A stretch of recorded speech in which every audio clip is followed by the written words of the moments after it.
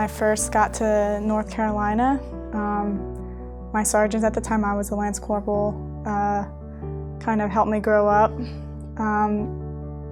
Specifically Sergeant Knoll and Sergeant Byers.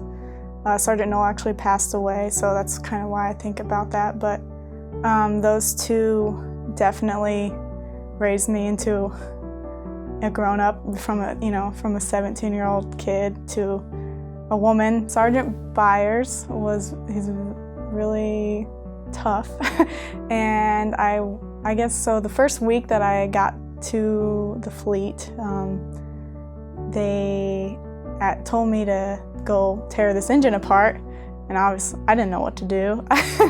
So I walked over to it, I had my manual out, and I started reading it and trying to figure it out, and Sergeant Byers came over and was screaming at me like, "That's not how you do it, you're reading the pub." And so it kind of opened my eyes to how I needed to learn what I was doing and be better, and he started actually helping me and teaching me how to do my job. And then he recommended that I go to Afghanistan, so that was exciting because not a lot of our people in our shops were going to Afghanistan. And then he put me on a promotion board for corporal. Going into the Marines, I didn't know what I was doing at all, just kind of on a whim. But when I actually came in, I realized that there was a purpose, that I was meant for something. When I came back from Afghanistan, I was kind of different. And I guess I was more, it's kind of weird, but I was more relaxed. I was more open to new ideas because there was a lot of improvisation in Afghanistan. Lots of things don't go the way that you want it to, so you have to change what you're doing. You guys are doing a lot for veterans. It's nice to know that there's other people that care. I'm humbled. I just did what I did, so I don't feel like I'm special. I think there's a lot of veterans that have done a lot more than me, so it's pretty humbling to think that you guys picked me. 1967, I was stationed at a Placo Air Base, and I lost my friend. He was blown away. He was working in the Honoree. We were all pinned down by incoming, and the purpose of that, it was like a suppression fire to prevent these units from responding when the MPs got ambushed.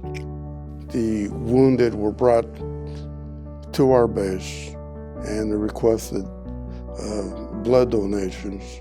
I responded, I went, and on the way out,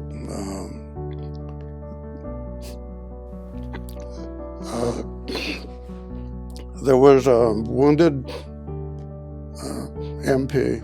He motioned me to come over to him doing this. So I walked over to the side of his bed, and I got his left hand on mine. And looking down on him, he was at peace. He was glad that someone was with him. And anyway, he passed away. And I never knew his name.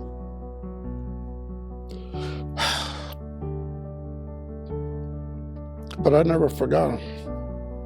I would say that I was honored to have served in the military. The military made me a man. They afforded me the opportunity that no other people will ever get. You see life in other countries, you see how they live, and you can see what we as Americans have. I would like to thank you guys for inviting me, and I can't express in words what this means to me, and I don't take it for granted. I really appreciate it.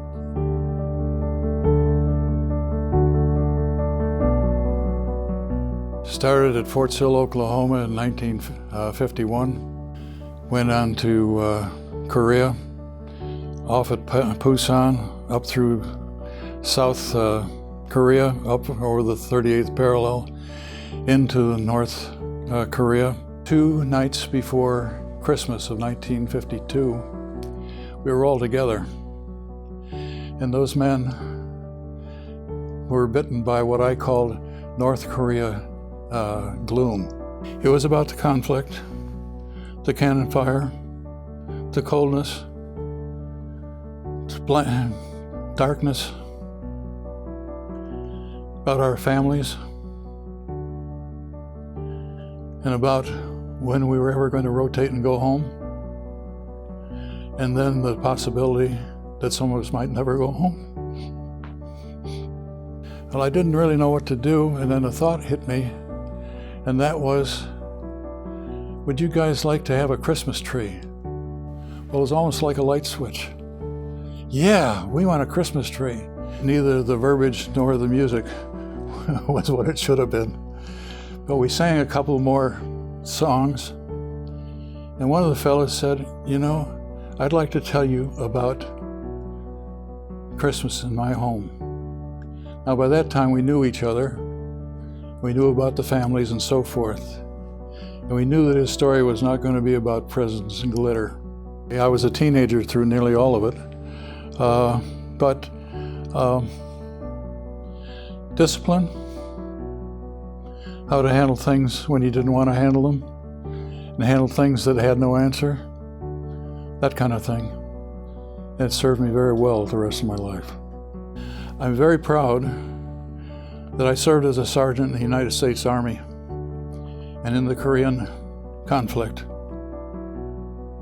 I'm very proud that I'm American, and I'll tell you about it. When you have an organization like yours that can step in and help people that are really trying, that is absolutely fantastic.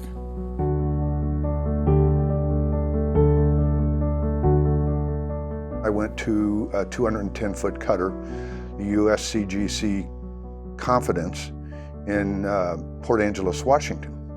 I got there in '85, and we would go out and we'd do search and rescue. Unfortunately, I was part of a team on Air Florida Flight 90 crash in the Potomac River during the winter of 1981, where they made a movie out of it, and there was that one lady survivor that the guy jumped into the water and saved her. We were part of the recovery of the souls that were lost in the Potomac River. I have PTSD, and over the years I've been able to learn to somewhat control it, because I'll have flashbacks. I'll smell something, I'll hear something, somebody will say something, and I could see the face or the body of the people, some of the people that I had to recover.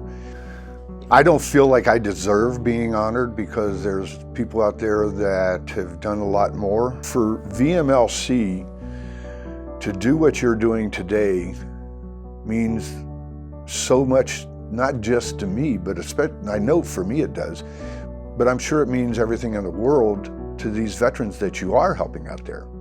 Because if you're keeping their electric on and it's cold and they have a child, then that child, you're helping not just the veteran, but you're helping that family.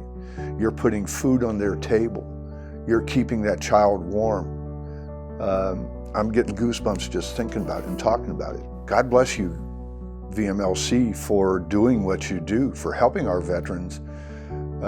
Because even for a period of time, I was homeless. I lived underneath a railroad car. I lived in a railroad car and underneath a railroad bridge and was homeless. The love and respect that I have for VMLC for doing what they're doing is just tremendous.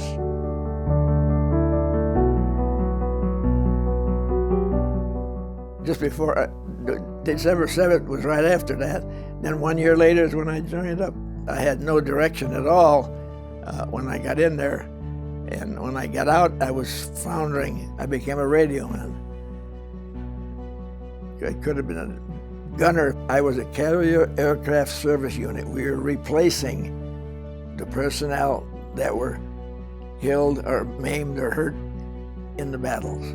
When they notified me that the pilot that used to take me out on patrol every so often was finally down in one of the battles, and I missed him. It was Lieutenant Everett Horton, and that was a shock to me. They told us we were going to go and demonstrate a new type of bomb over on one of the islands. I found out later was the first napalm bomb.